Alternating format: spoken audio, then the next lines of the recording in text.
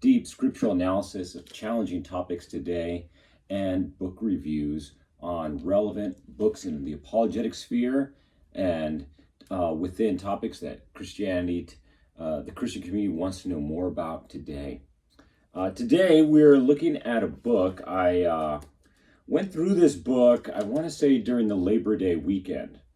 So it's a little while back, and I just had some mixed feelings on it, and I thought I'd share some of the positive and some of the negative. It's by a gentleman named Lucas Miles. And so why I entertained this book in the first place is I saw Lucas Miles do a presentation to a young audience back in Colorado, and I was really impressed with how he carried himself, with how intelligent he spoke. And so I saw a lot of good. And so then I saw he came out with a book called Woke Jesus, okay?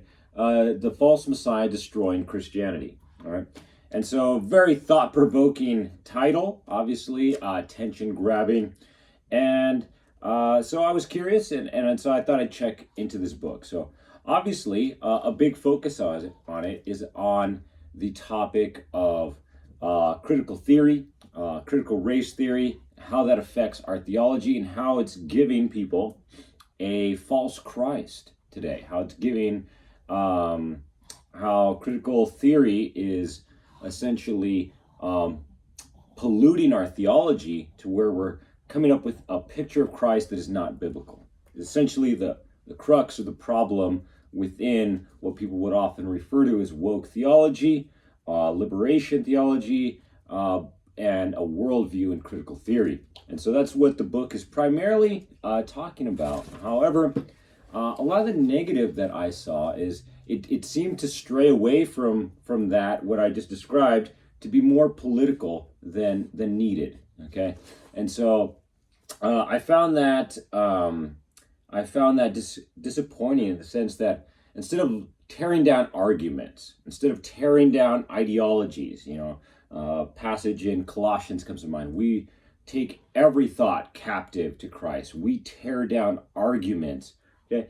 At times it seemed like Lucas Miles' book was more focused on just tearing down the political left, which I have no interest in doing this. The political parties of today will come and go, and man-made politics will just die away. These different parties and figures and peoples, as it has for thousands of years. And so rather, I think it is far more wise and mature of us to focus in on the ideologies themselves.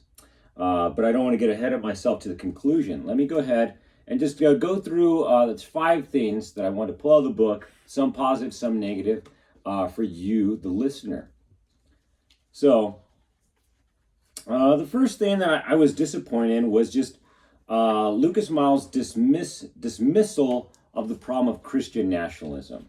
So a lot of things he said were true. He talked about how a lot of progressive Christians, a lot of the political left, they like to simply blame, shift, or point. They don't want to focus on the problem of Marxism, of critical theory, and seeing how unbiblical it is. Rather, they want to say, hey, but what about you Christian nationalists? And so that he wanted to kind of dismiss the problem with saying this is just something like a straw man argument that the progressive left points at. Okay, so he uses the example of Andrew Whitefield's book, Taking America Back for God, Christian Nationalism in the United States.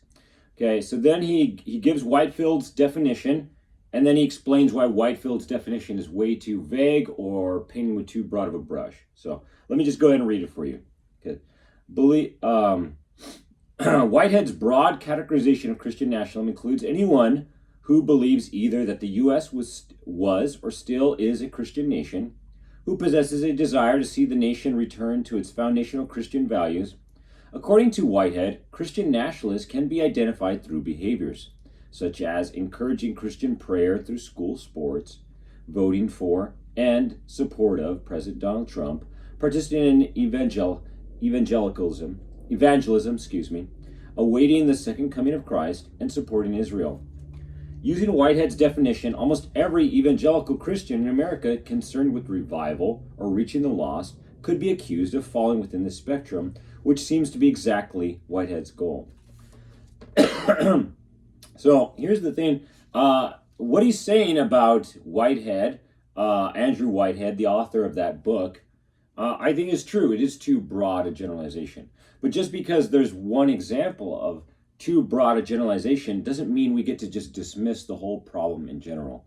We will look so much more nuanced and objective if we can look at the problem of Christian nationalism while also looking at the problem of critical theory and how it's affecting theology in the pulpit today. So, is he right in his quote that this Andrew Whitefield is painting with too broad a brush? Yes, he is.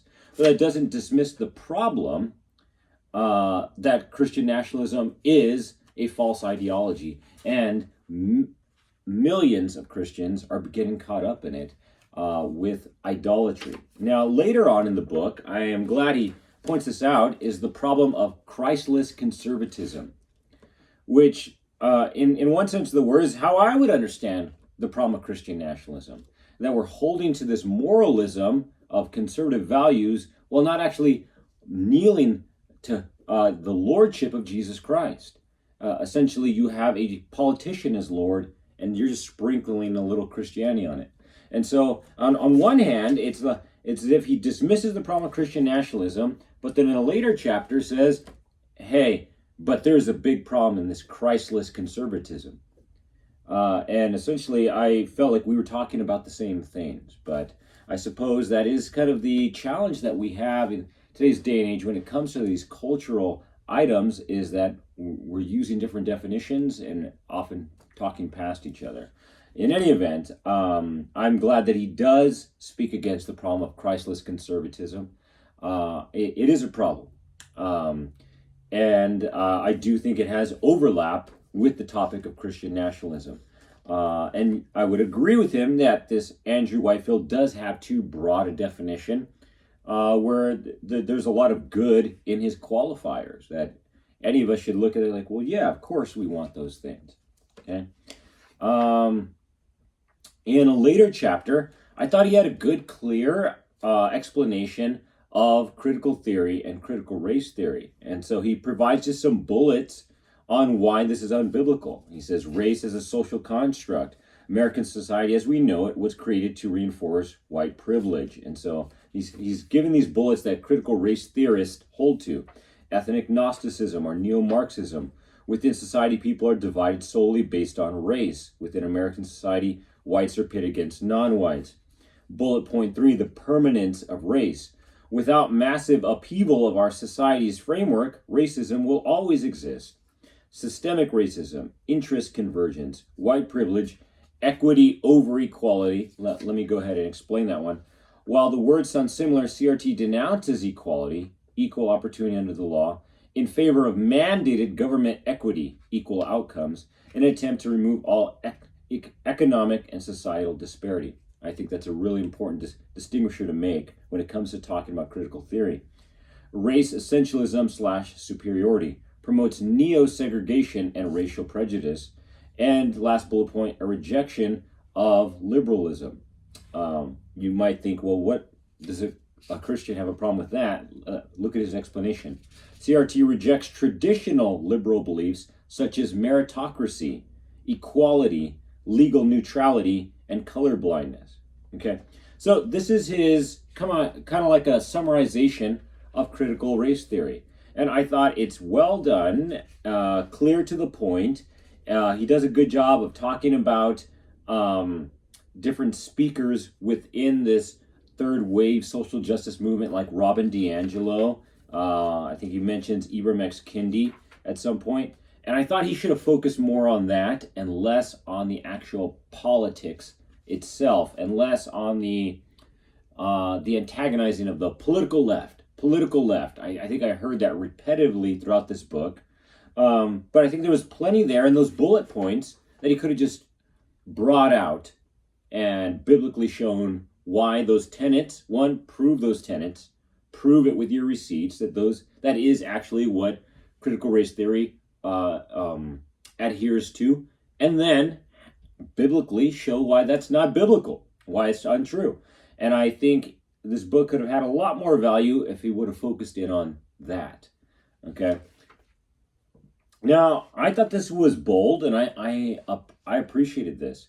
He, in this later chapter, this pages 71 through 72, he calls out certain Christian schools that no one else is speaking about. And so he talks about an issue with Biola, and on how a lot of the leadership is adopting a lot of progressive ideology. And then he talks about APU, okay? So let me read this about APU. This is on page 71. If you're watching outside of California, you might not be familiar with APU. That's Azusa Pacific University. So we were living in the Inland Empire in San Bernardino County for over 4 years. And everyone knows APU. You want to send your kid to a Christian college nearby, you send them to APU. That's very familiar to us. Maybe you're living more Midwest, more East Coast, and you have no clue what I'm talking about. But just know this is a well-known Christian college that's had a good reputation for years. So let me back up to where this quote starts. For example, in 2020, an APU professor writing to author and journalist Rod Dreher blew the whistle on the school's provost and diversity officers for pushing onto students politically charged left-leaning resources that promote CRT and other anti-biblical ideas. The list includes a link to the Debunk 1619 project, as well as resources from dozens of conspiracy critical theorists such as, I think it was Capricious, such as Ibram X. Kendi, Kimberly Crenshaw, Audre Lorde, Patricia Hill Collins, and Robin DiAngelo. The professor writing to Dreher regarding this list offered, the faculty are encouraged to make a monthly commitment to read, watch, or listen to one of the resources shared via a link which has been provided to our students. So then he goes down. This is now on the topic of LGBTQ. With arms linked in religious solidarity, approximately 200 students at APU gathered in 2018 in protest against Christian schools' ban on LGBTQ relationships between students. Offering support, a seminary professor at the school, Rob Mutha, applauded the students' display, calling it consistent with Christ's message of love. And it goes on. So I think this was really necessary when it comes to trusted universities, trusted seminaries, trusted speakers. For years, people need to speak out, and people need to be warned so that they don't fall victim to the false ideology, so they do not stumble and get deceived. We have to speak out on these things. I was a personal trainer over 3.5 years ago, and I was training a client that was attending APU. And just in that one session, it was like the introductory session that every member gets before they become a client. I just asked him what he's learning as classes at APU, and he told me about how his professor exposited a text, I'm going to use air quotes there, of Jesus and the Phoenician woman in Mark's gospel, and he said that his professor said that Jesus repented of his racism. This was so blasphemous. I didn't care if I got the sale or got the client. I rebuked him and corrected him right there in the middle of the session. So just imagine me as an aspiring seminary student, paying my bills as a personal trainer, and hearing this at a Christian school that I heard so much of our church youth going on to. So I'm glad that Lucas Miles calls them out and speaks out against this. It's much needed. So I thought that was great. I think one of the things I found most disappointing was essentially in this chapter, parishes and plagues, and this is page 96 through 97. It seems like you're reading this chapter and you get the indication that if you're vaxxed, Lucas Miles considers you woke. And so I have no problem with the word woke being used to the ideology rooted in Marxism and critical theory as a worldview, then I know we're talking about the same thing. We're talking about a worldview that affects theology. But far too often in this book, I think he just conflates what he wants to call woke with political left leanings, and here so with the vax, which has nothing to do with critical theory and has nothing to do with Marxism. So comment in if you think I'm off base here, but tell me if you think he's giving that same indication that to be vaxxed is to be woke in his understanding. So this is page 96 in the book.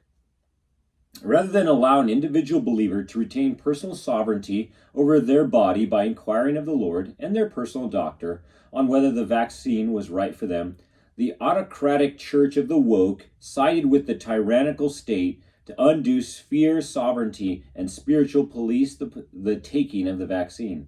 Endowed with the theology of guilt and condemnation, the Christian left pressured the body of Christ to bow the knee to the mandatory system of compliance through statements like, loving your neighbor is getting vaccinated.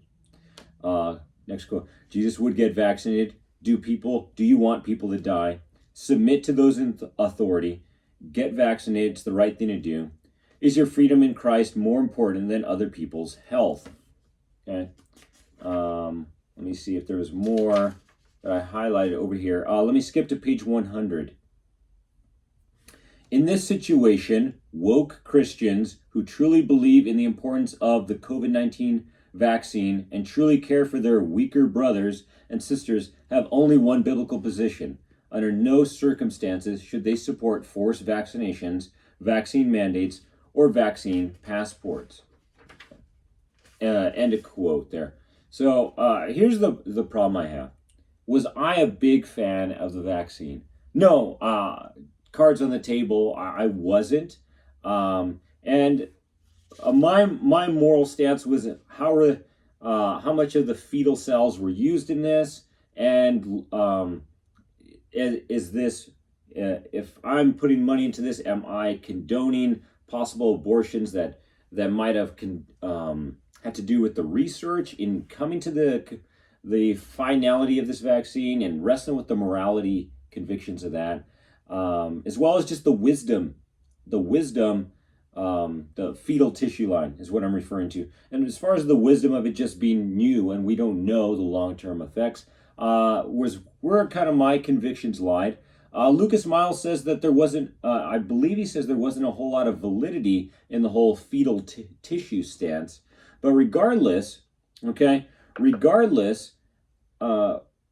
this, so all the cards on the table there, I thought this was, what he says here, just was not helpful. I do think that there is a strong case to be made for some of these bullet points that he's saying should not be said. I think he's using inflammatory language to just kind of rile people up here.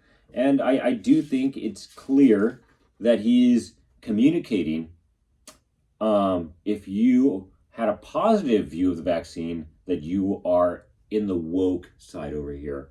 And I think it's a lazy use of the word.